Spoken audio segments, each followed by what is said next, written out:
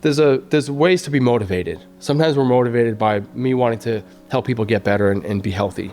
Other times I'm motivated but because I have a chip on my shoulder and I want to prove to myself or to the world that I can do this even though XYZ. I was pretty sick as a baby. I had some medical issues like premature spinal meningitis and all these like medical things. And that trickled all the way through. Even now, I still have stuff that comes up. I've had surgeries on my head a few times. And so between that, the medical stuff, which the ear stuff was like constant pain and like always pain in my head, like all through high school. So what is the ear stuff? Yeah, like cysts in my ear, lost my hearing, lost my taste buds in this side, like major surgery, like at 15 and then 16. So leading up to that, it was misdiagnosed as ear infections, but like it was gross. And I think that's what beat me up the most was that I was not letting my spirit come out and be who I was, who I wanted to be, and that eventually just it won. The light prevailed over the darkness, and yeah. Now I'm not a kid anymore. Now I'm in Boston working in restaurants, and the ante is higher. So like it's more obvious that I'm like calling into work and I'm all these things and higher expectations of me from my peers and my employer back then. And I'm losing jobs left and right. I'd have 12 W-2s in one tax season. Really? Yeah. I would bounce around. I'd wait tables. I'd work the back of the house. I'd be the butler and the valet guy. I mean, in my head, I wanted to be well-rounded. Right. Yeah. Getting a variety of experience. But you're getting let go for substance-related failures to perform. Yeah. But I didn't really know what I was going to do. I just knew I wanted to cook this food, and I was so compelled to do it that I was literally willing to give up my apartment and all of that to not have a paycheck come in. What is up, beautiful people? We are back with another episode of Second Order Change, the podcast where we talk about the process of creating the life of your dreams. Part of creating the life of your dreams can be overcoming obstacles. And today we're talking to Allen Campbell, and he has had his fair share of obstacles. You're going to hear all about that. It's kind of a crazy path in the most special and beautiful way. And since that all happened, Allen has gone on to become a personal chef for some celebrities you might have heard of, including Tom Brady. And now he runs AC Kitchen, which is an incredible meal prep service. And he's able to serve all sorts of high-level athletes, entrepreneurs, and other people to bring health and wellness into the broader environment and outside of that sort of personal chef relationship. So I'm really excited for you to hear from him. As I'm recording this intro, and as you may be listening to this, I'm about to hop on a plane to New Zealand for 3 weeks. If you want to keep up with the New Zealand adventures, you can follow me on Instagram at Bourcier. And if you don't want to follow up on the Instagram adventures, you can follow this podcast.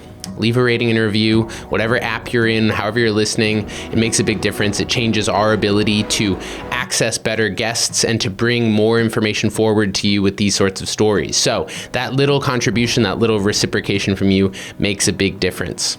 That's it. I'm not going to do any other sort of stuff before we get into this. Let's get right into our conversation with Allen.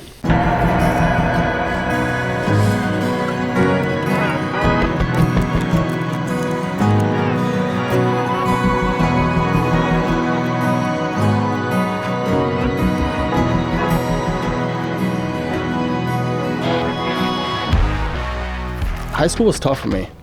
The first year was like really deep depression, personal stuff, like family stuff.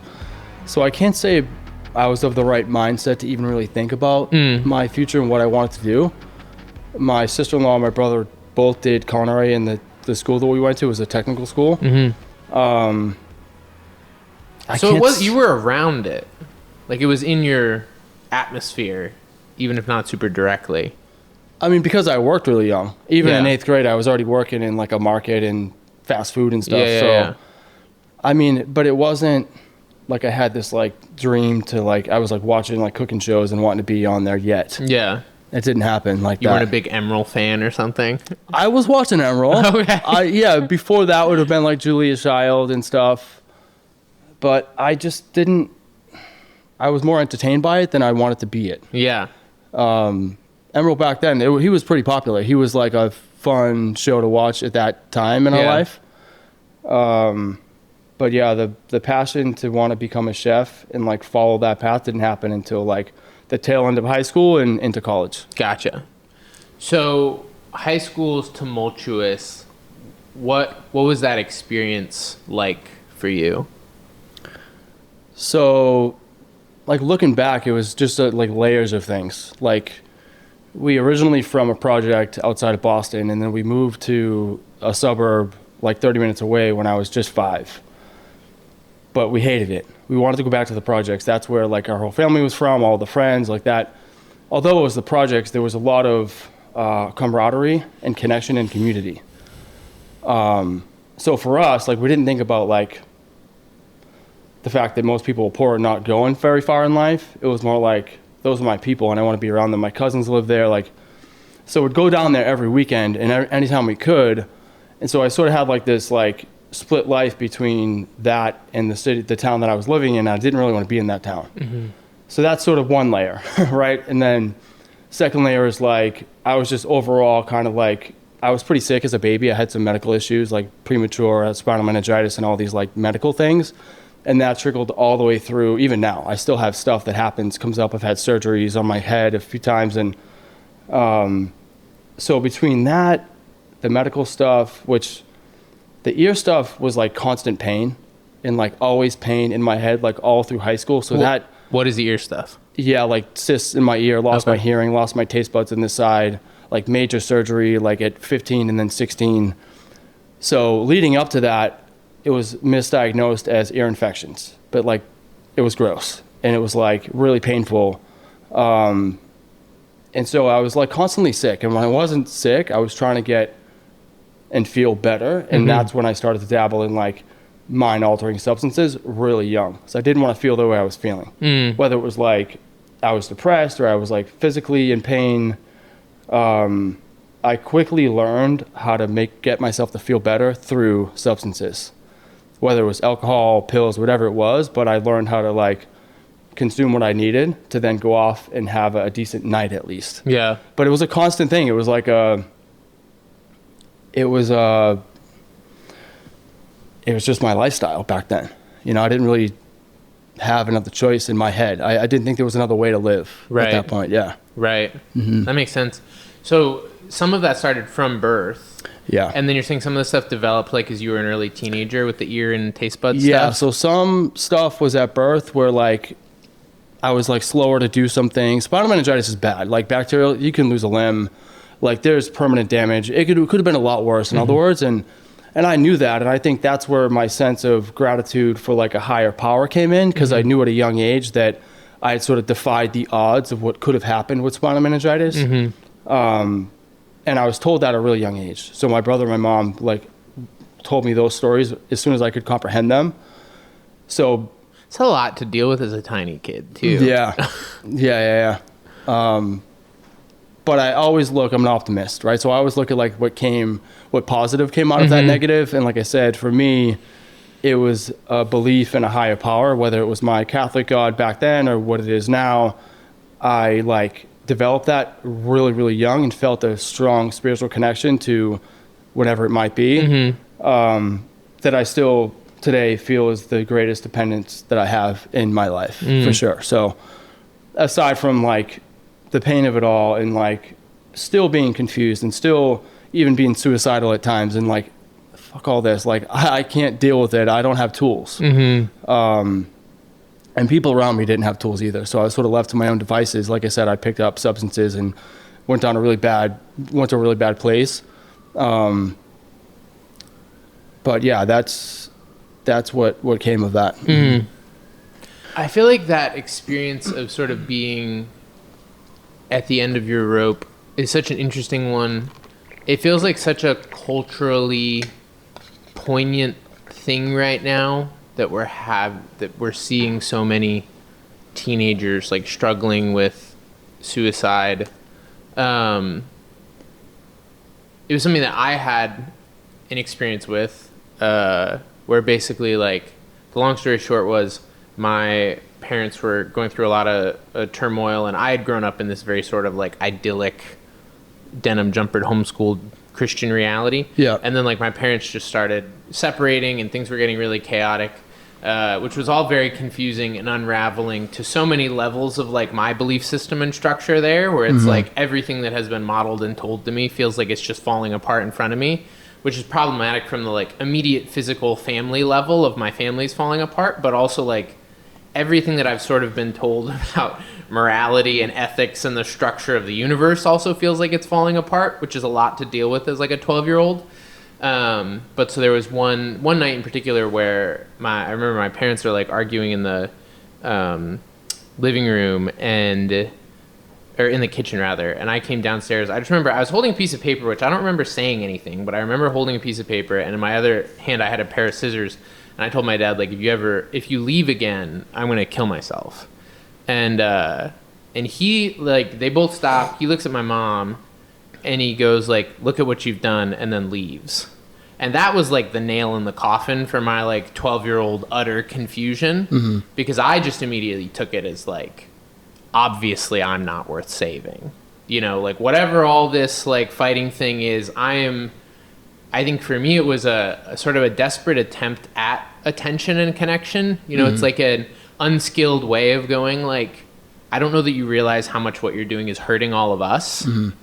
And then to just have it get like the door sort of closed in your face was like, oh, I would almost say it felt like getting my bluff called, but not in a like, you're not going to do it way, more in like a, yeah, you're right kind of way. And that was like, there was probably a year or two after that was just very dark for me, because I don't know about your experience, but for me it was like, there's just, you lose all sense of anything to ground into. It's like everything I thought was stable is gone. Yeah. Everything I thought was valuable is gone. My sense of my own value is gone.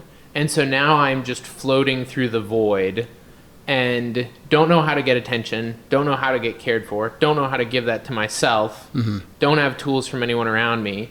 And so, like, yeah, that was a period of my life where I was dabbling with cutting myself and, you know, writing things in my arm with knives and all of this stuff. And the toughest part about that for me was that, like, I was really angry, and the response that I got to that was like just more mockery more than anything, where it was like, my dad was like, oh, you know, you like listen to angry music now and you think you're so cool. And it's like, I don't think I'm cool. I'm like in a lot of pain right now. Yep. And like, I feel like and again, I have no skills to articulate that, right? Like it just comes out as angst at that point. But yeah, it's a tough thing, because I feel like it's a very like taboo topic. But it's also a life experience that I've been shocked in the last few years, like how many people have, if that makes sense, but that it feels like it's just been a very taboo topic to be in that place even at all, and be able to admit to having been in that place at all. So that whole long story to say, like, what was that experience, or was there a moment or a period of time where that was really real for you?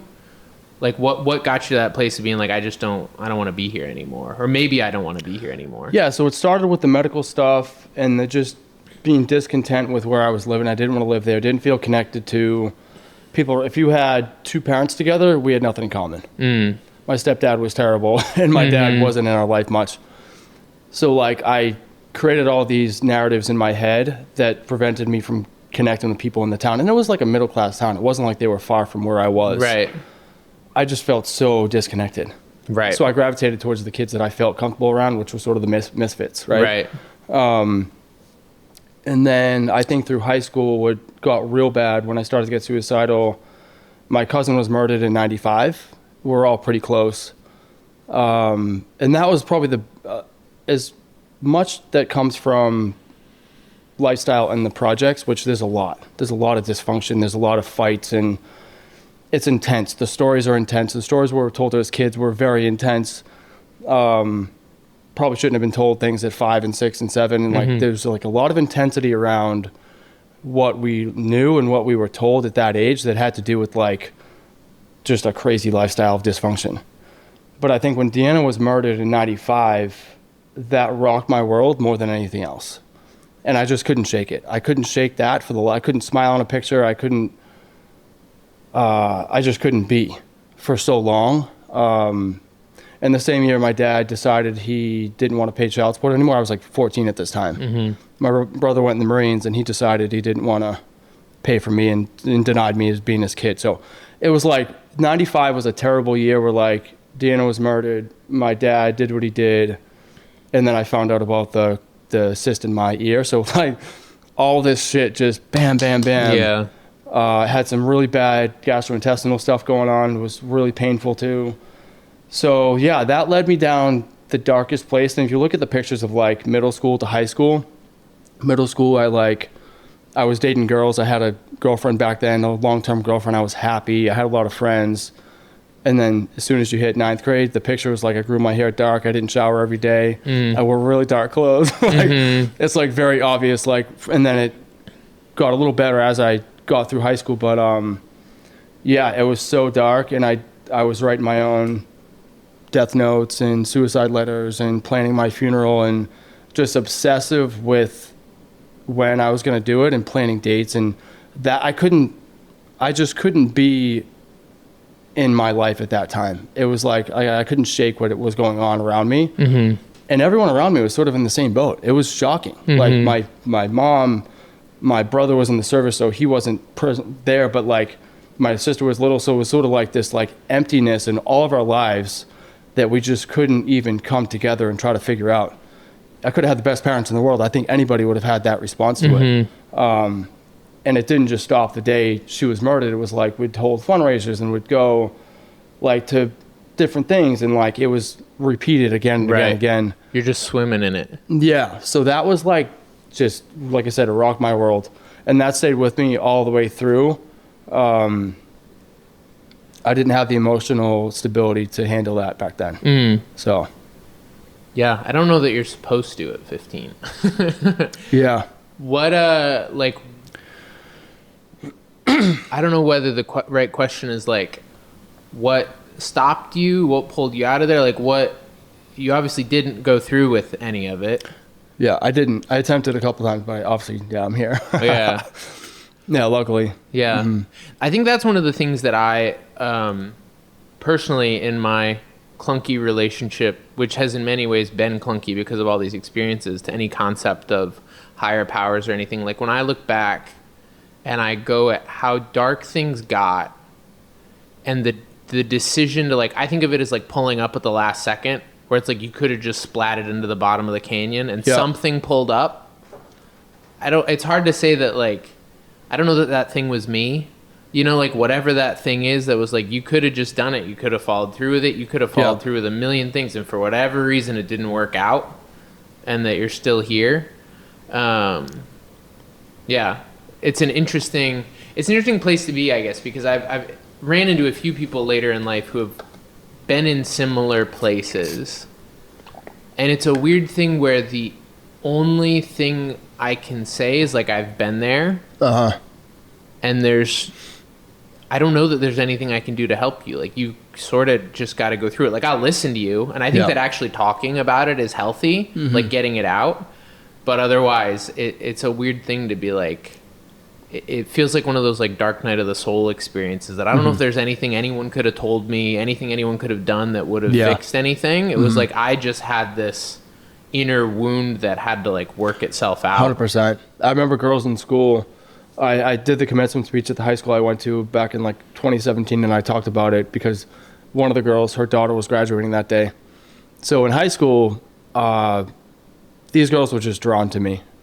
Wow, why don't you smile? Like, they were just wanting me to open up. They wanted to get to know me. So they started calling me Grouch, the Oscar the Grouch, and they even bought me like an Oscar the Grouch doll for Christmas one year. I just didn't have it in me to, like, as bubbly as they were and friendly and kind and loving.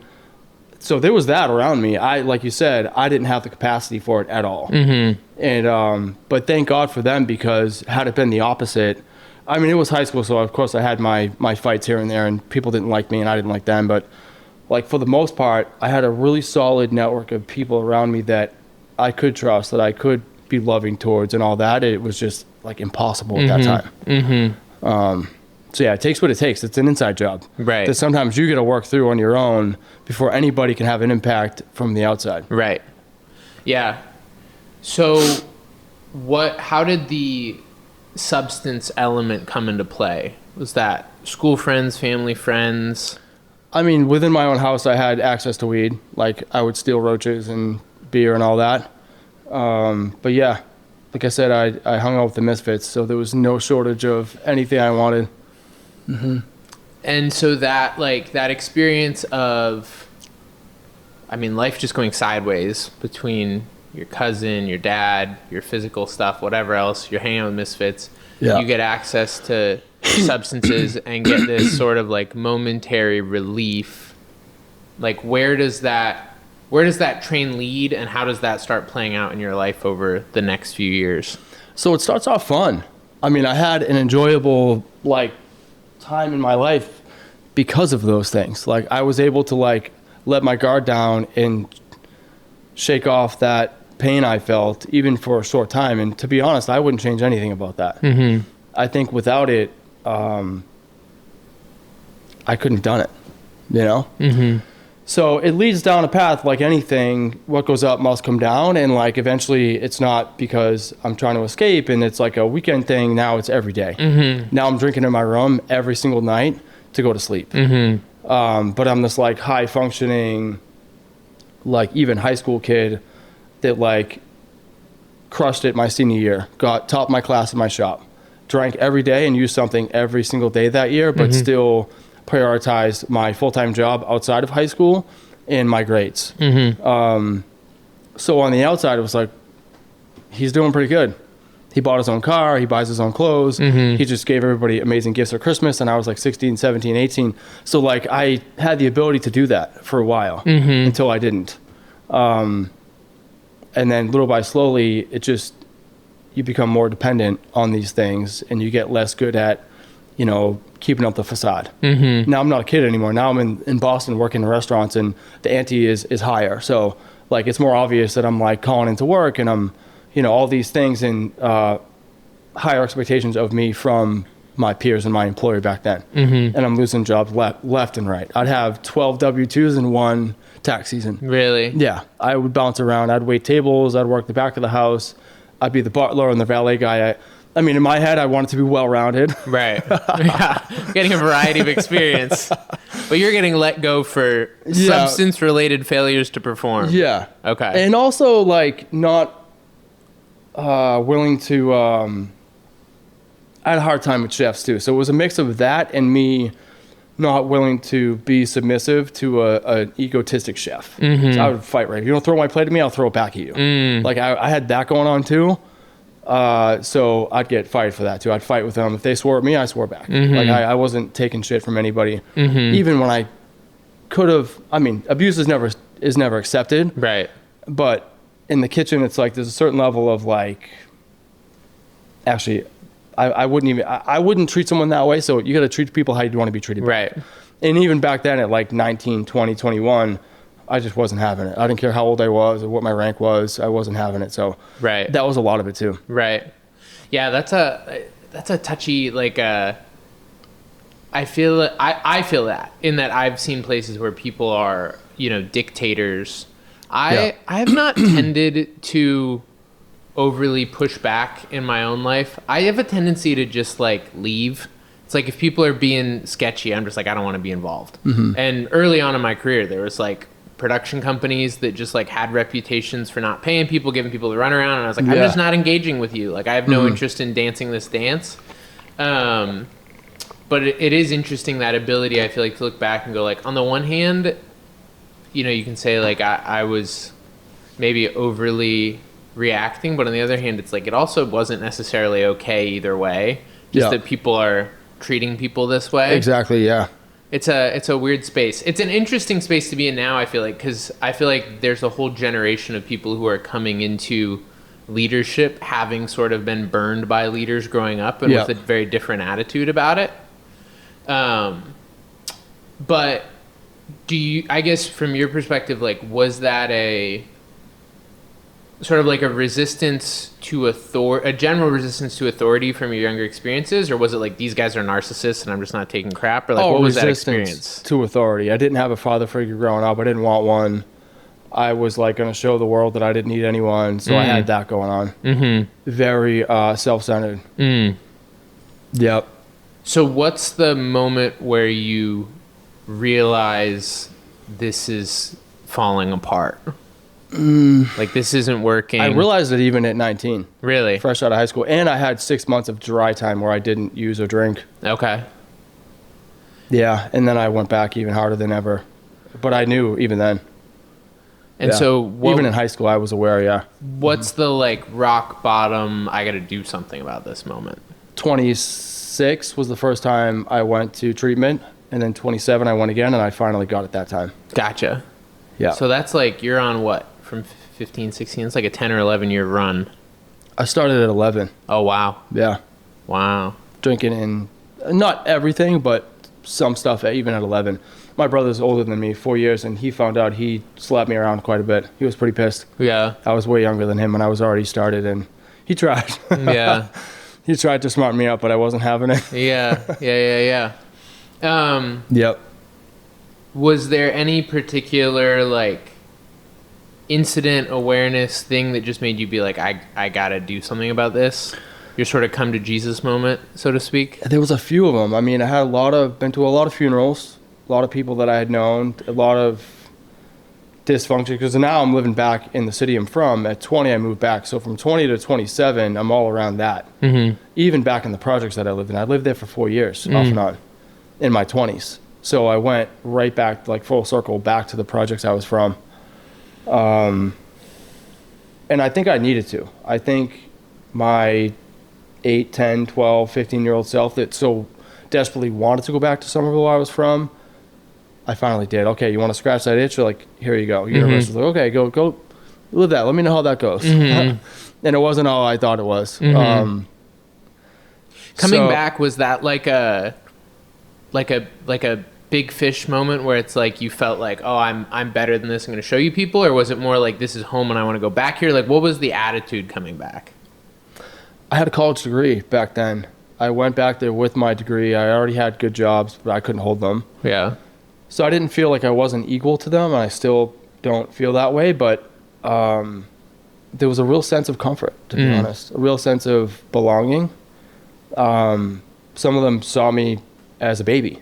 They were still there. You know, some of them I immediately, as soon as I saw them, we were right back to where we were, spending holidays together and everything. So, and good people, it's like, just because, you know, people live a certain place or where they are economically doesn't mean they're not good people. Right. So I still had like that same feeling even then. And even a lot of them probably saved my life more than once or had an eye out for me, you know, like, so yeah, it wasn't any of that. I just knew that it wasn't where I wanted to stay forever. And if I needed to subconsciously like feel that out, because I didn't know I wanted to be back there, I ended up back there not intentionally.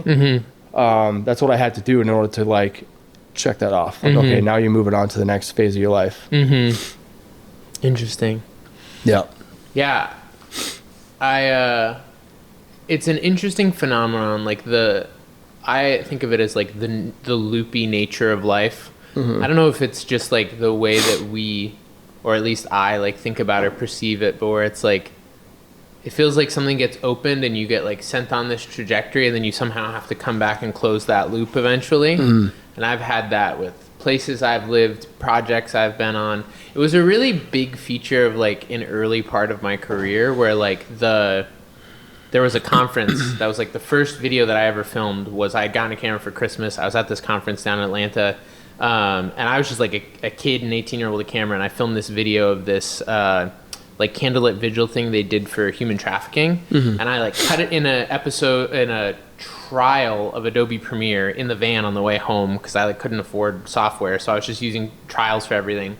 Cut this little video, threw it up on YouTube, and somehow it got like picked up by CNN or something, and so it got like 15,000 views in like the weekend, which back then was a lot because this was before everyone measured everything in millions now, and that was the moment that I was like, oh, I could actually do this. For me, that was like, oh, this is a thing now. And that's when I was like, I'm going to go back, quit my job at Marshall's. I'm going to wholesale myself into this thing.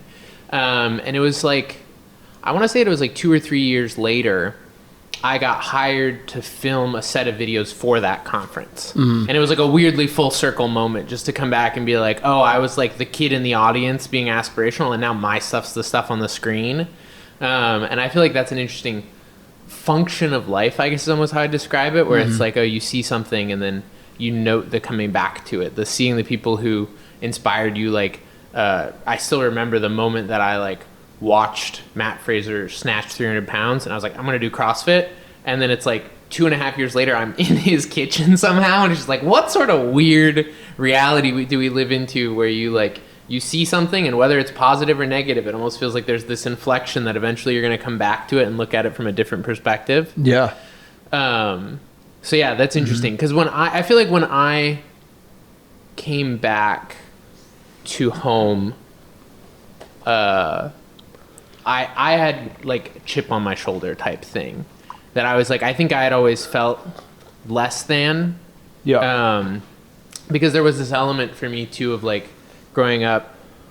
When we moved back to Massachusetts, my parents had just bought like this big nice house in Hamden, and but then they immediately separated. All the money went with my dad, and so my experience was being like broke, but we were like living in a fancy house. And so like friends would come over, and we live in this relatively fancy town, and would be like, oh, you're so well off and whatever. And there was just this weird inner dissonance of like, that's not really it. I think it was that sense of the facade again, that it's like, this is how it looks, but it's not how it is.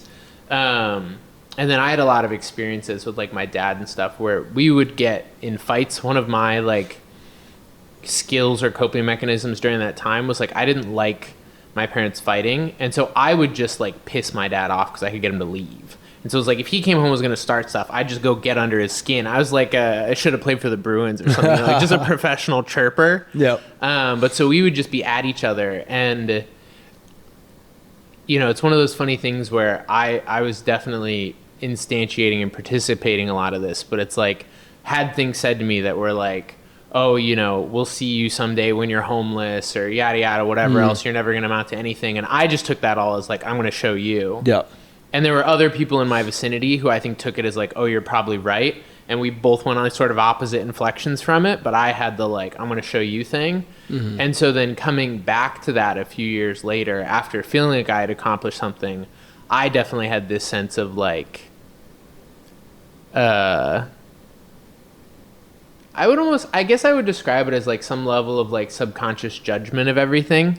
That it was like, oh, this is all still what it was, and I've gone out and conquered and accomplished.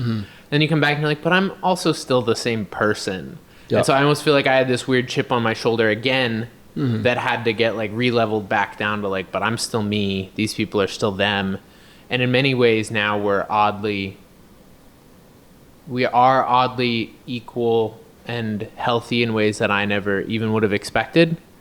So it's always interesting to me just to see people's dynamics of like their interactions with places and where it sends them, and then their relationship to the thing when they come back to it, you know?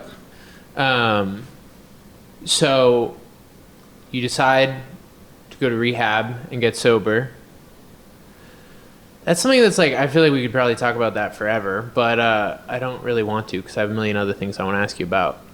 But I guess I'm just curious, like, it can be a very hopeless place, I feel like. I know a few people, I have one really good friend, to be honest, who is like, he's knee deep in the machine wash cycle of going in to rehab, getting clean. He's good for 6 months, disappears, shoots up, comes back. And the honest sad thing is that it's like, you hit a point for me where it's just like, I'm sort of just waiting to get the news that he's kicked it somewhere, you know? Yep. And so I feel like you're one of the relatively few people I know who has seemingly actually kicked that cycle. And like, I'm just curious your insights on that for people who might be in that cycle, both on like the experience of being in it, the experience of getting out, what it takes, what it doesn't take. So I think I know all too well what it looks like to have people around you go in and out, and then not make it, right? I've had that happen so much. A lot of my closest friends, people I love, my family. Why did I get it and they didn't? I have no idea. I just knew that when I finally decided to go in, it wasn't the worst time in my life, like by far. I just saw a window of opportunity that I could go. I had unemployment coming in from a job that I had left. And I knew that if I went to treatment and I got out, I could pay my bills in a sober house and I saw a window of opportunity, and for some reason, I went for it. That was the last time when I finally got sober. There's that, it's the magic pulling up thing again, right? I It's like a guess. sort of an unattributable decision to do something better. Yeah, I just didn't have anybody around me that was even attempting to help me with it. And to be honest, I wasn't,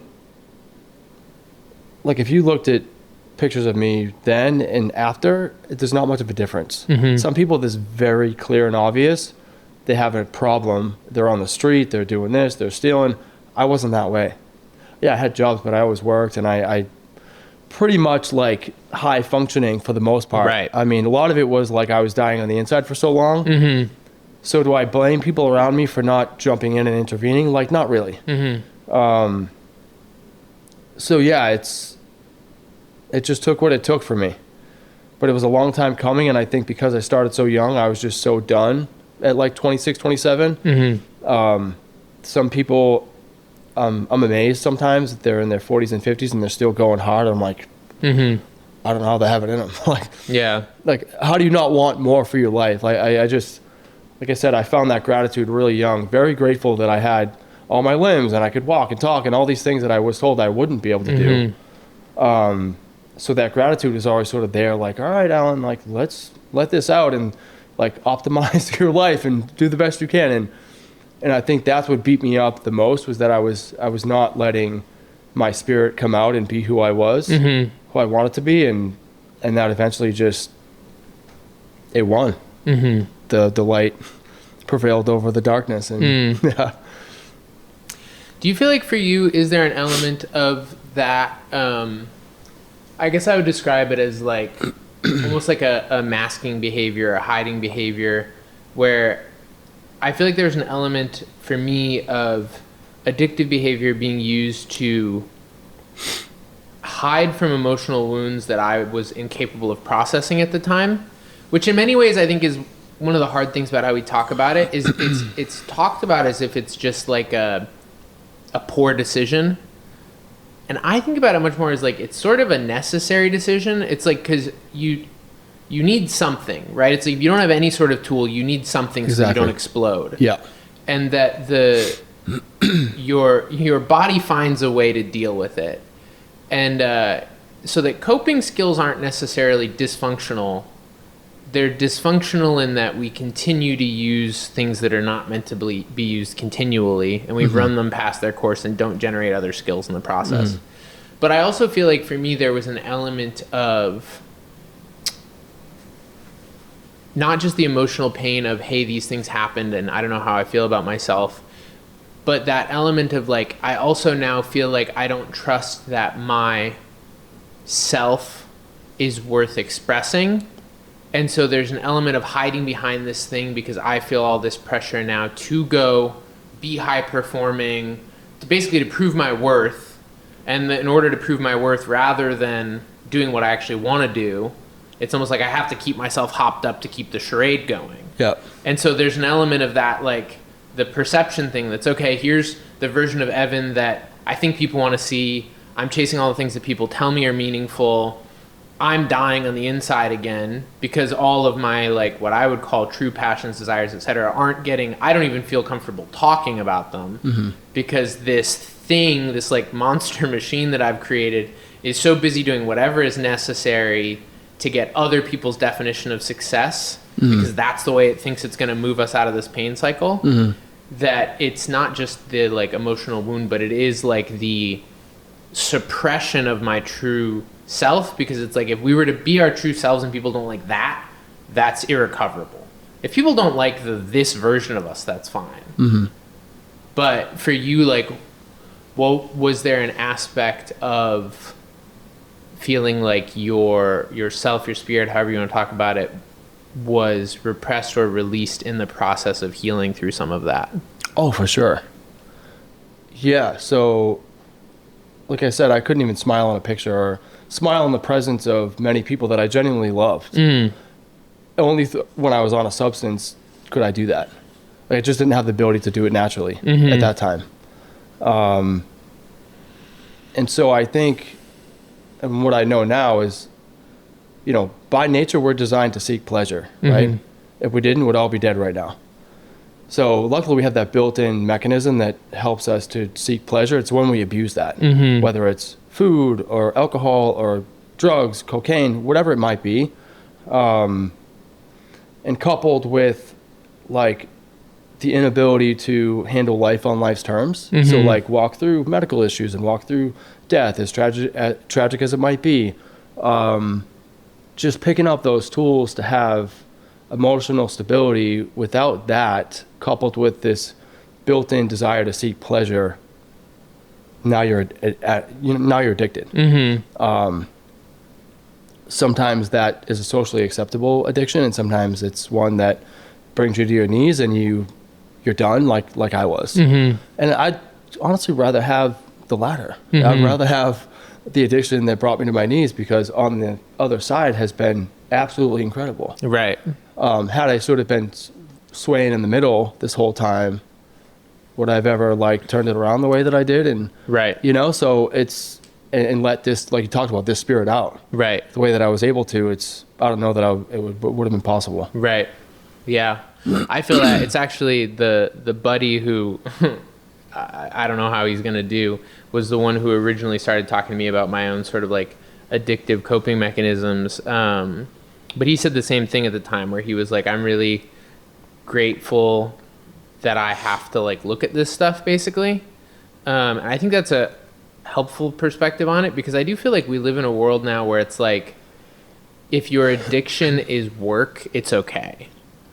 And I've seen so many people burn their lives up with work, but it's like, it's somehow considered honorable at that point. Yeah. Where like, there's that interesting divide between like, what is the thing you're using to run from yourself? And is it something that we're culturally okay with or not? Because if you're a workaholic, whatever else, it's okay. But if I feel like even there's a fine line there depending on who you hang out with on like the drinking side of it. There's a lot of people who are like okay with the drinking side as long as it doesn't totally ruin your life. Yep. Because the upside is the connection. Right. And the opposite of addiction is connection. So if you're able to have the fun with the substance and also connect, right, you've just voided one out with the other. But I feel like that's an important distinction even that I would make to what you're saying is my personal experience is that addiction for me has had less to do with running towards pleasure and has more to do with running from pain. And that it's had to do with avoiding, for me, it's been like a way to punt the emotional experience of things that happened to me when I was younger, and to just keep punting and to just keep punting and to just keep punting. And for me to drop that, I have consistently had to turn and face the boogeyman that I was running from for 15 years. That it was like, I've had to sit there and like let myself just like weep and be undone about what happened with my dad and the scissors, and feel all of it, and then be like, oh, I'm okay. And in many ways, it's interesting to me that like the fear of experiencing it was much more scary than actually experiencing it. Yep. And I do feel like that's another interesting, like in the concept of just like adaptive mechanisms, it's interesting that we can punt that emotional weight to a point where maybe we're more equipped to deal with it. But I guess for me, I feel like that's been the biggest lesson, has been that like the pain is not as scary as we think it is. And I feel like it's another part of at least how I grew up though, is that like, you know, crying was weakness, toughness was sort of like just gutting through things. And that my lesson then as a child of, oh, well, I'm not, you know, people be like, how are you doing this with your parents? It's like, oh, I'm fine. It's like, I never let myself feel what I was actually feeling. And then it wasn't until my like mid 20s that it was like, oh, I guess I felt like I had to go back and feel all these things. And that was when I actually started to feel like, oh, it's like, I'm not holding this massive weight all the time, all this like somatic psychological stuff, because it's whatever weird way that it feels like your body holds on to those emotional experiences until you experience them and let them go. But yeah, it's an interesting one, at least for me. So you just sort of fell into working in kitchens and stuff. I mean, I did it for a job first, and then I did it in high school, and my chef instructor kind of gave me a kick in the ass to go off to college. And he's like, Allen, you have a talent here. You should explore it. He gave me an award my senior year and stuff. And that, I only applied to one school, and I just went. I didn't have much guidance around me back then to like, oh, why don't you try to go to BC or BU, or like, I just went to the school I went to because it was right there in front of me. Right. You know? And he taught there. So yeah, that's how it happened. And I think when I started to go to college and I moved back to Boston, I started to really, actually, that's not true. Even before I came back to Boston, the tail end of high school, I remember like jumping up out of bed and like writing down flavor profiles. And like, I was really like, I just found this like natural ability to create and feel really passionate about food.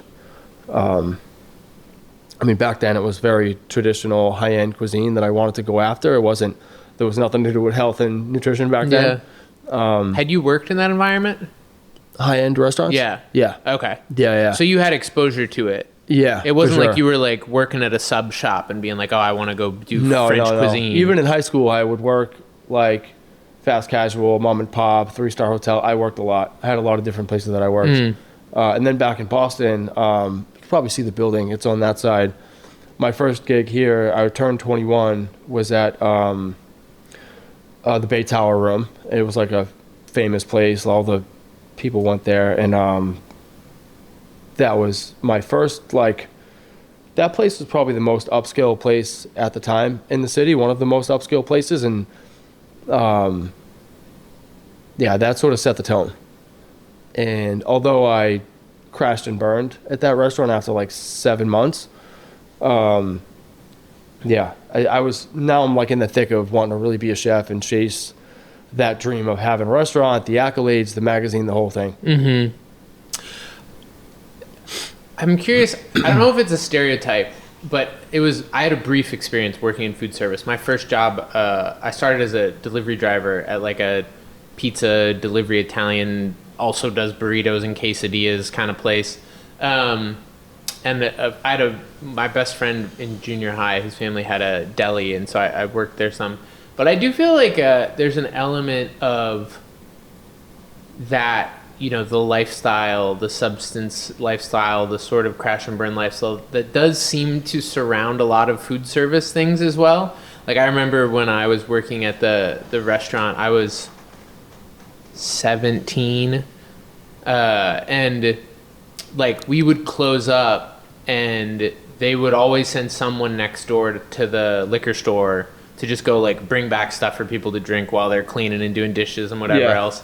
And I didn't really engage in that because I was gun shy about being under 21. I also I couldn't afford a car, so I got a motorcycle as my first vehicle, and I was like, drinking and driving on a motorcycle seems like a bad idea. I'm already gambling with my life. Yep. But like I remember we had this pizza chef, Miguel, and like one night he got sent home because he threw up on a customer's pizza because the dude's just like blitzed in the back making pizzas.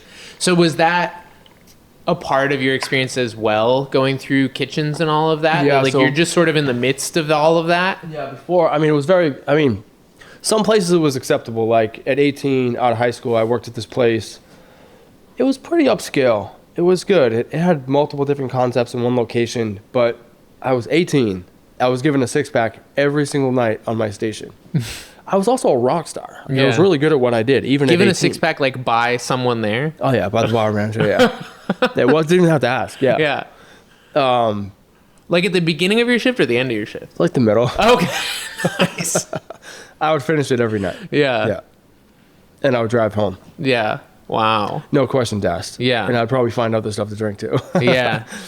But that was like, for that place, it was socially acceptable. Other places I worked, like, absolutely not. Yeah. I stood out like a sore thumb. So I can't stereotype the whole industry and be Right. like, yeah, because that's not the case. Right. And if the guy in charge is a mess, he's not going to last. If it's any bit of a reputable place, Right. he can't be a mess for too long. He's going to get canned by the owners. Right. So luckily I didn't run anything at that time. Actually, one place I did, and I did get canned at the very tail end of before I got sober. But yeah, it's individualized. It's different for every restaurant. Yeah. Yeah, that makes sense. So I feel like there's like a timeline thing here where we've threaded through like forward and backwards. But so you're working in kitchens when you're younger. Mm-hmm. You get told you should go to school for it. Yeah. So you do go to culinary school. And is that around the time you mentioned that you're like writing flavor profiles, like you're realizing that you're good at this? Yeah, exactly. It wasn't like your dream, but once you start doing it, you're like, oh, I can do this. Well, the other options were like work for the post office. Why don't you drive trucks? Like that was sort of like what the conversation was between like people around me. Mm-hmm. So I didn't really have many options. There wasn't like high expectations of like, why don't you go? Even in college, I remember looking into law school. I wanted to go to law school. But that was my own thought. There was no like, hey, Alan, why don't you consider this? Or like, do this. It was just not part of the tone, part of the conversation to anyone around me. Yeah. Yeah. I feel like that's another point, I guess, worth punching to me is that I've talked to a few people recently who are in that like late teenage, early 20s phase. And they're like, I don't know what I want to do. And I was like, I didn't know what I wanted to do either. Like I was working at Marshall's and Ace Hardware and literally got handed a camera and was like, oh, like sort of like you said, it was just like, I can do this. It wasn't like I had grown up watching behind the scenes things and like, I want to be a director. Oh, okay. Yeah. It was like, I mean, I had always enjoyed watching videos and I had enjoyed art. Like I thought I was going to be an artist more so. Found out I was very bad at drawing. Got into Photoshop a bit. But I think that like, I feel like there's this myth of like having this super clear vision and being like, oh, at 16, I knew that I wanted to be, you know, this chef, high-end chef, whatever else. And it's like, I know very, very few people who have done that. And I know so many people who have been like, I worked at a TV station for 4 years, and then I went over here, and then I did this. And then at 35, I found the thing that like, boom. Yeah. And so that's where like, in my little world of just like having people come to me and being like, I don't know what I'm going to do. It's like, just do something. Really, I don't know. Like that's the only advice I have is like just put one foot in front of the other. Right. Just don't stand there because you're not going to get anywhere. Right. And sitting in your head spiraling about all the things you could do is like a trap that I still fall into sometimes. But then you just get into the opportunity world where it's like, well, there's literally infinite opportunities. So it's like, what are you actually going to do right now? Yeah. And then just let the Plinko machine play out. That it was like, even for me, like, I didn't know what I was doing. Like I quit my job and started doing camera stuff, but I was doing like senior photo shoots for $50. I went to this conference in Austin, Texas. I was 19 and had to get like snuck into events because I was underage and stuff. But like the second day of that conference, I somehow ended up in like the penthouse suite with a Pulitzer Prize winning photographer and all these other people. And I had no business being there, but I was just like, oh, this is a whole different world than what I've even ever conceived of understanding.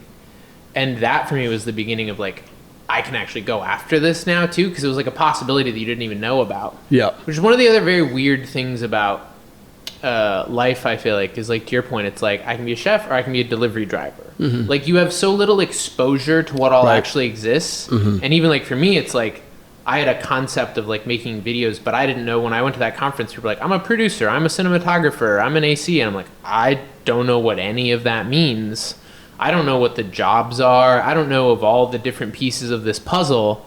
And so it's only in wading through it that I feel like you get to see all the opportunity that really exists. And that's part of the paradox of sitting there and going like, what do I want to do? Is you don't even know what exists. You don't know half of what exists. Yep. And I think that's one of the things that's like, I personally struggle with the logic that's like, oh, school is to show people what they might be interested in. Because it's like, I'm personally not interested in subjects. Like, I think school subjects is a poor structure of what you're actually interested in. Like, it's a much more experiential thing for me. And so, like, there's no evidence of anything I did in school that would point you towards what I do now. But that's part of where I have come to really value just, like, go in the world of an experience that's curious to you and then, like, see what else forks off of that, you know? Because it's, like, even getting into, like, oh, I work in a restaurant now. It's, like, from that, I would imagine that, like, chef of a wellness company is not even on the radar at that point, but it only comes on the radar after walking through some of these other spaces. Self-exploration, meeting the right people, being influenced by what and what not, open up your mind. Like, there's so many things that have to precede whatever it is that that brings out your true purpose. And for me, it's been a mix of things. Right. So at what point being someone who like has an authority thing and doesn't like chefs, let's say, at what point do you decide I want to be a chef? I mean, I wanted to be one because I wanted their job. First of all, I would fight with anybody right above me. Yeah. So I still wanted to grow in the industry. I just didn't get along with everyone. Even through high school, I didn't. I just had my own style, my own personality. I didn't want to be like anybody. I didn't want them to be like me. I wanted to do my own thing. Mm-hmm. So yeah, even young, I mean, pretty young, I knew I wanted to be a chef. Like once I was in the industry, I knew that I wanted to grow into it. I just wanted to do it my way. Even before I realized that my way meant what I do now as far as my philosophy. Mm-hmm. You know, Mm-hmm. I wasn't happy with how they were doing it. Mm-hmm. Yeah. What were you not happy with? The back and forth, like the mistreatment, the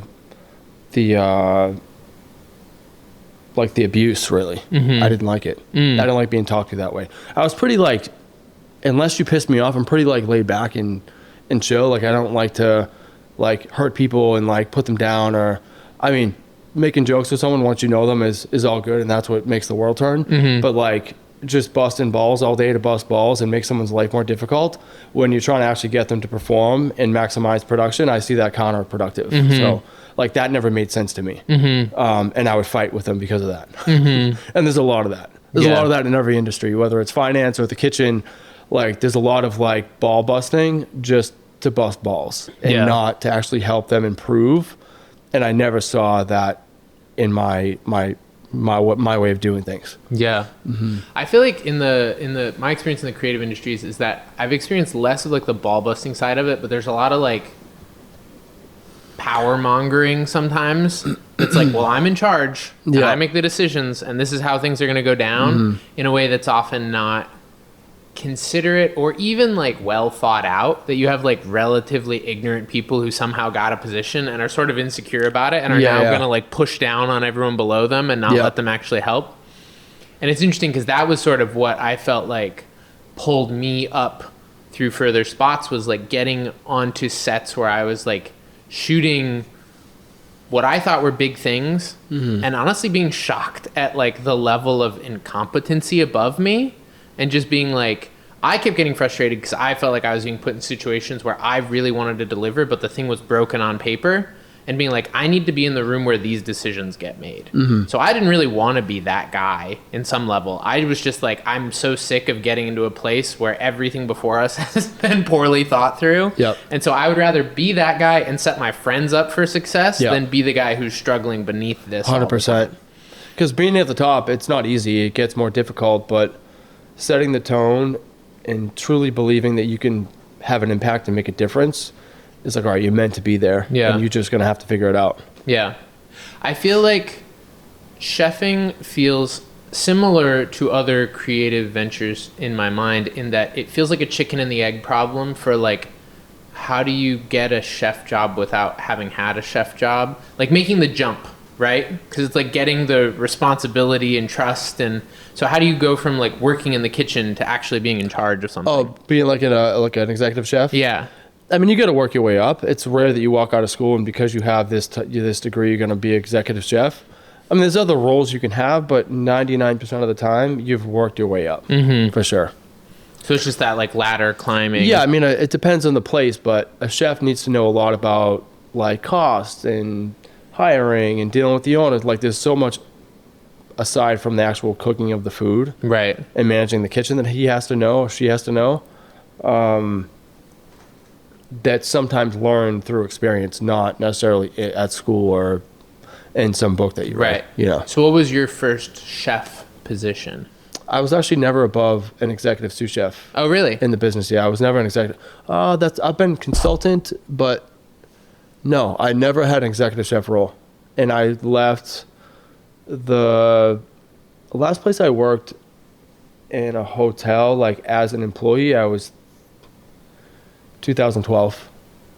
So really, you sort of like jettisoned the industry and then did your own thing instead. Yeah, so like out of college was like 12 years in the industry, and then private chef stuff, consulting, and building my own business since. Gotcha. Yeah. And is private chefing considered different than like executive completely chefing? different. Yeah, they don't even know each other. Interesting. So what's the gap there? Is it like running a big team versus actually doing things, or like what's the structural gap between like private chef and executive chef? Well, private chef stands on his own, and he's got to be a staff. He's a family employee, and that could vary between families, but that is completely different than a restaurant chef. He's got to be on his own. He might have people oversee him or her, but like it typically they're a one-man show. Yeah, totally different. So restaurant chefs and private chefs don't even usually overlap too much, although I've been seeing it. Like, you don't see restaurant chefs go on to be private chefs, and you don't see private chefs go on to be, they usually stay in their own industry. That makes sense. So you went from, you said the highest was like sous chef? Exactly, and, yeah. And then you went to private chefing from that. What caused you to go private chef? So where my whole thing around health and wellness came about was Miami.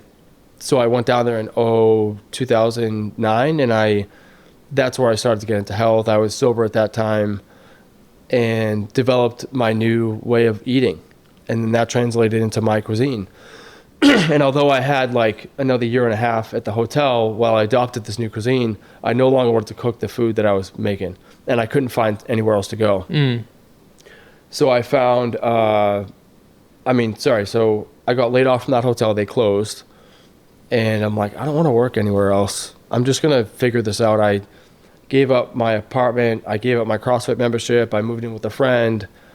I had a friend that was a photographer, was a high-end fashion photographer, and I would like cater his shoots, and I would like do some private chef stuff. But I didn't really know what I was going to do. I just knew I wanted to cook this food, and I was so compelled to do it that I was literally willing to give up my apartment and all of that to not have a paycheck come in. And I'm like, I don't know. I'll figure it out. I'm not afraid though. I felt so compelled that I was like, this just feels right to me. But it was more at that point, it's more grounding in like what you know you don't want to do than it is even knowing what the next thing is. Not like, I just don't want to do this anymore. Yeah, how big the market is. Like, do people want to eat this food? I know people around me do, but like, I had no thought that a private family in a private chef setting would want this food. I just never even thought of it. My head, because I was a restaurant chef, was like, I'm going to have to open a place. I'm going to have to start my own business. So I was going more towards let me start my own business than I was let me find a family that will want this kind of food. It wasn't even a thought. Right. You almost think that like you're the weird kid. That you're like, oh, I have this new funky way of doing things that no one's going to be into. Exactly. Like all my chef friends were, although some, it's funny, even at the hotel, I would like get everyone to drink like juice shots. And like I had a health influence on like everyone around me, even higher ups would like, I'd pass around shots of God knows what kind of juice I would make that day. But I was like really loving it. I loved having that impact. I would write blogs and interview them for my blogs and stuff. It was a lot of fun, but because I still had to cook that kind of food, it wasn't going to be a long-term fit. Yeah. What was like, were there any biggest tensions or gaps as you sort of took in this new knowledge and generated your new philosophy? Like, what were the biggest shifts? Like, was it ingredient based? Was it technique based? Well, the philosophy kind of shifted a bit. So I started off being super passionate about lots of plants. So, and like superfoods and like overall nutrient density in food and how to maximize health through food. And I just felt compelled to feed people food that would nourish their body. Figuring out what food would actually nourish someone and learning like the science of all that and nutrition still had some ways to go, but that's what I was mostly passionate about from the very beginning. And so was the sort of like moving on from traditional culinary stuff just being like a lot of it felt nutritionally vapid? Yeah, in the places I was at, they were not developing menus based on nutrition at all. They're based on taste and flavor and presentation. That's what sells. That's what people look for. Right. So completely different perspective and starting point from how to create concepts, menus, how you look at the environment in the kitchen as a whole, because now you're thinking about wellness and quality of life. So for me, I used to have this thing on my website, my first website, where I wanted to consult with chefs, get them healthy, even create a show about this. Get them, don't steal my idea.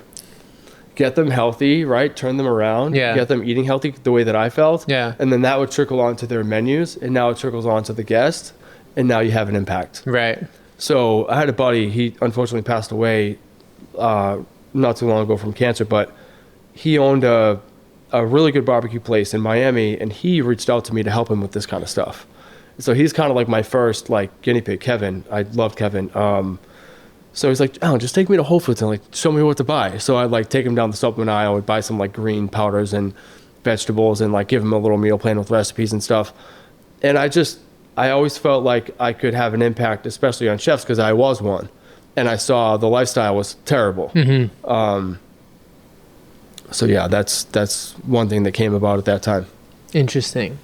So you suddenly have this door open though into private chefing, where you're going through this transition. You say, I don't want to do this anymore. I'm just going to figure it out. And then what sort of cracks the door to the next chapter of the Allen Campbell story? Yeah. So I meet a group of guys, and we have this like, I know it's not, it's a different pace now, but in Miami, very much on this like spiritual path, right? And so I get invited by a friend to go to this group, and it's like we're reading a book together like once a week. And so somebody in that group introduces me to his boss that happens to be a big like event planner type socialite person. And she's all about the kind of food that I'm now passionate about. So I do a dinner for her. And my friend that owned the production company, he has his camera crew come and film, and it's actually on YouTube, the dinner I did at that time. That dinner is what opened doors to led me to a private chef gig. A girl at the dinner was friends with a chef that had these clients that I ended up working for. But it's funny that of all things that my friend happened to throw his crew into Tate, it was that dinner. It was really good, actually. It was like 10 courses of like all plant-based food, and it was super high-end. I planned it for like 2 months. Oh, wow. Yeah. Very cool. So then you're in the private chef world. Yeah. I want to briefly ask a question that I don't normally know how to ask, but it's become super curious to me because I feel like spiritual is a word that gets thrown around a lot. I was recently listening to something that was talking about how meditation is a word that doesn't mean anything because it can mean a million different things. And it's like the most unspecific word for any sort of like internal mentation related process. And I feel like spiritual is another word that's sort of like that to me. Like it means a billion things to a billion people. Yeah. And so I'm just sort of curious for you, like we've talked about the higher power thing a little bit, and you've talked about growing up Catholic, but like what does spiritual or spirituality mean to you now? It means the same as life. Like I believe we are spirits living a human experience, right? That's what I feel. So spiritual just means like that's the action word for life. You know, because I think we just become like God conscious, spiritual conscious, whatever you want to call it. But I'm a big believer in just tapping into that some people feel is the unknown, when in fact I feel like it's everything. It's me, it's you, it's our connection, it's this everything. You know, it's like it's just like look at. I think Einstein said, perceive life as if everything is a miracle or if nothing is a miracle. And like that's just kind of like an underlying theme that I have. And even through the bad, it's easy to say, oh, I'm this and that when things are good, when you get checks coming in and you know you get big clients and everything is great.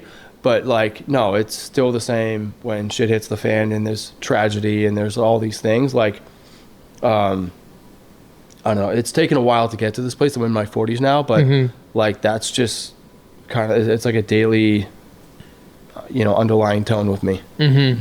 Gotcha. Yeah, I love that. That's a good answer. I feel like that's a good answer because to me it is just such a you know, it conjures in people's minds everything from voodoo to Orthodox Christianity to New Age, you know, whatever, to 5-dimensional alien releases. And I think that like regrounding it in to me, I guess what I hear, what I take away from your saying is it is a openness and an engagement with all of life as it is. Exactly. Yeah. Even the unknown, even the aliens that we're all well aware of exist. Like just let's keep an open mind. Yeah. We're not it. Yeah. We're never it. We're about to figure it out. Yeah. So like just keeping an open mind that there's not just one thing. Yeah. Or one book or one belief system. So I'm pretty open-minded when it comes to that. Yeah. I think that's actually a really good characteristic too, is just like the openness. Because I feel like that for me is one of the big differences to me in my existence now between my existence when I was younger. Was like, it was a very like, there has to be an answer and we have to figure out the answer. And this is what we think the answer is. Yeah. And I feel like now I'm at a place where it's like, I actually have what I would consider a much healthier relationships to a lot of similar teachings and ideas. And even like my relationship to things like the Bible is a lot different. But part of it is for me that it's grounded more in openness to life than an attempt to narrow in and define life. 100%. I totally agree.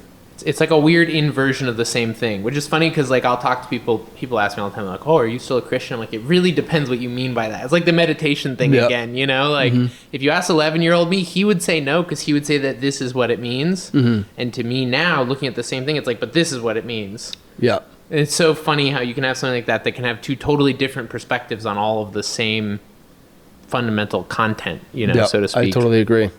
So I feel like we have to just acknowledge, and then we can move on the elephant in the room, because it's been talked about endlessly and people can Google you. You were Tom Brady's private chef, which is a whole crazy life experience that I'm sure you're sick of talking about, but super cool. And so how does that open the door now into what you're doing, working on AC Kitchen, working with athletes, like this whole new world where now, oh, there is a clientele for this. How does your life path change, and how does that get us where you are now? Yeah, so like I said, back when I had found this newfound philosophy, I felt more compelled than anything else in my life that is what I wanted to do. So much so that I was blindly like, I'd write blogs and send. I never wrote blogs before. Yeah. I'm like in my house on a Friday night writing a blog in Miami after working all week, you know, and doing research and studying and so. You're obsessed. Yeah, I'm obsessed with my new passion.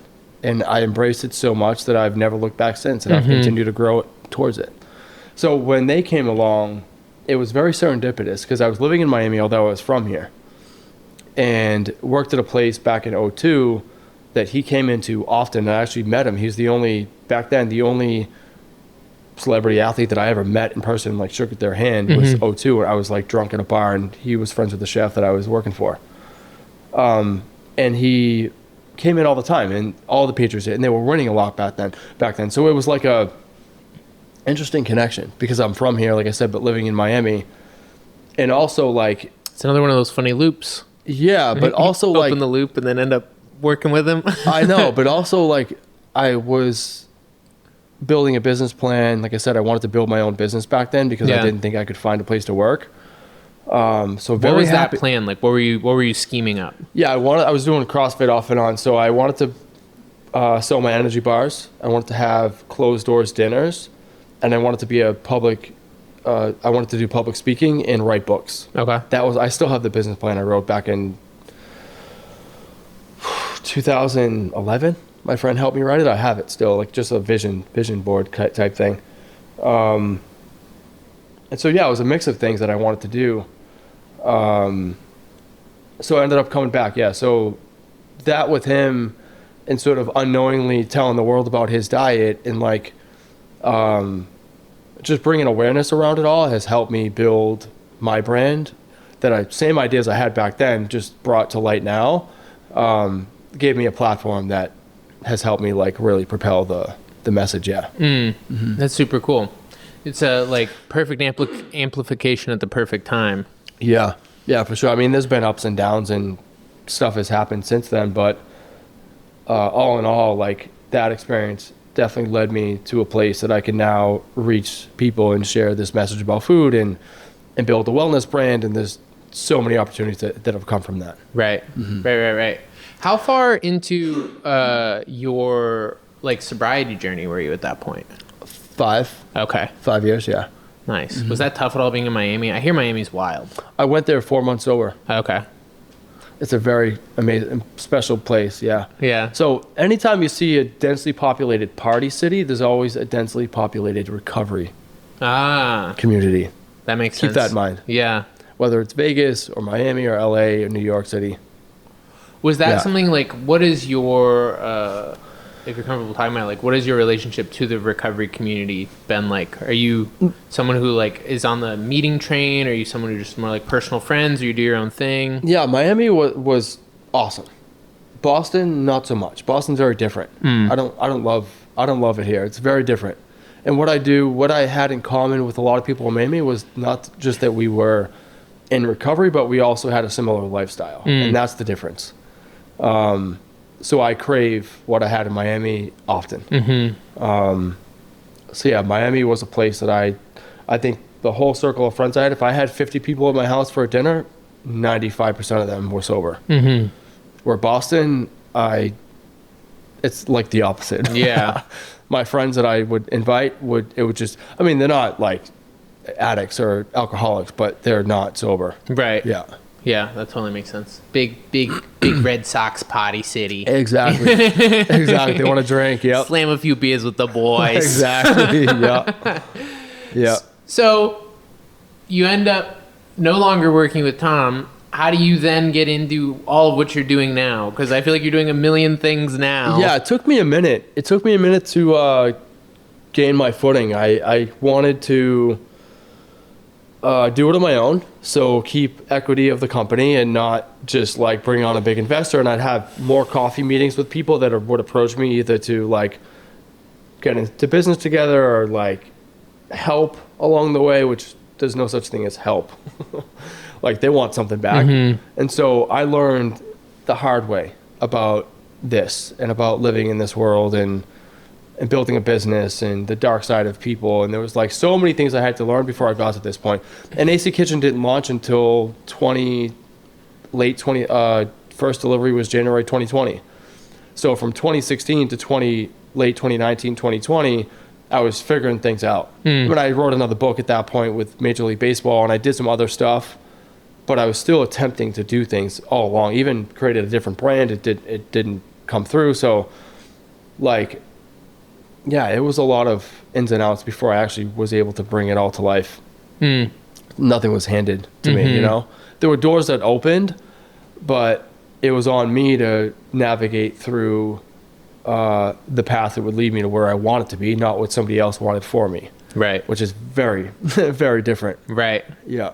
Yeah, I feel like moving into entrepreneurship is such a whole new world, right? Like, I feel like I've experienced so much of that. Even what you said before about how it's like being a chef, you have to know all these little things. That it's like on the production side, I feel pretty well versed in like how everything works. But then you get to like the level above that, and then you're just like, oh, there's a million more new things I have to learn now, and everything from financing to investing to you know, all these different pieces and how the world goes around and how these things really happen. So I can only imagine all the learning that goes into that. So what are your North Stars right now? What is the mission? What are the values? What are you aiming to create in your life and in the world? So AC Kitchen is what I want personally. I want like customized meal plans according to what I like, my level of standards, my ingredients like set to exactly what I want. So although there was a demand around me, I really built that for myself. Like I really do want that for myself. And that's not meant to be scaled to be like another Blue Apron or like thousands of clients and conveyor belts and all that. That's really not meant to be that. And it's an extension of what I was doing for a while. And that has like other arms. So like we go to New York City, we do some catering. So that does a few things. And then AC Well, which is not really public yet. By the time this podcast comes out, maybe it will be. But that would be a corporate wellness product that would reach the masses. So like within certain companies, employees would have access to like content, newsletter, virtual cooking classes, lots of like all the tools they would need to improve their quality of life, specific to their demographic. So where they live, what they like, what their budget is, and then actual like snacks. So we'll mass produce some things for these companies. And that's kind of where we'll start with that. But that is like my latest thing. And then the AC show, which I did one episode with Kevin Hayes, and obviously you know about that. So that I plan to do more too. That is something that could happen like early next year. Yeah. It's just like the timing, finding the right sponsorship, and then the right guest. Right. But that I put more energy into that if I could right now. It's just going to take at least a few months before that can come back to life again. Yeah.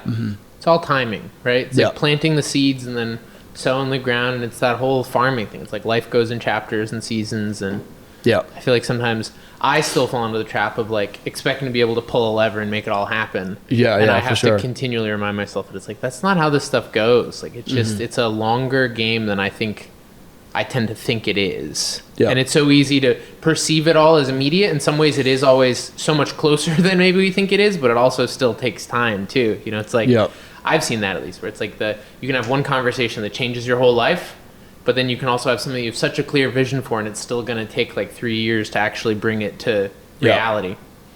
That's super cool, man. I'm excited to see you turn into the new Emerald, but with a spicy athletic twist to no it. belly. No belly. I mean, you can have a belly. I support the Allen Campbell belly. I get the startup bod a little bit. I'm trying to keep up with it. Yeah, dude. Startup is no joke. I know. It's a lot of work. Well, especially when you're starting up like 3 things at once. That's a strange level of commitment.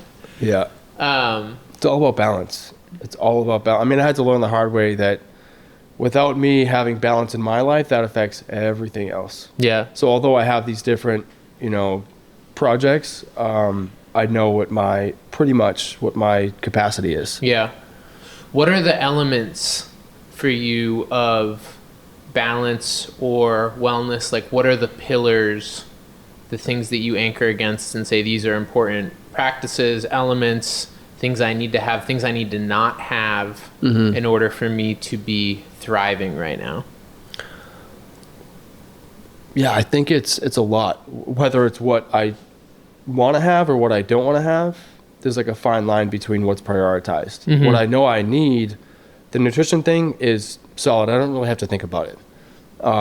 Sleep is important, like consistent sleep every single night. The workouts too. I've had a lot of like PT stuff I've been doing lately for my shoulders and my neck.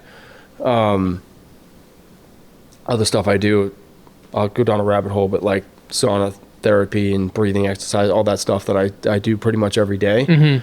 And what I don't want is like not to I don't think it's a good idea to try to stay in this bubble of pureness. Like only healthy people can come in my life, and I don't have like negative energy around me. Like that is not the way to live. And cutting people off and not having empathy and like living in a place that's perfect roads, and like I just don't think that that's a good idea.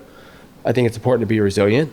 In order to maintain that resilience, you've got to have a bit of like adversity at all times. I do anyway, because I had so much of it before that not that it's my comfort zone, but I do respond well to there's ways to be motivated. Sometimes we're motivated by me wanting to help people get better and be healthy.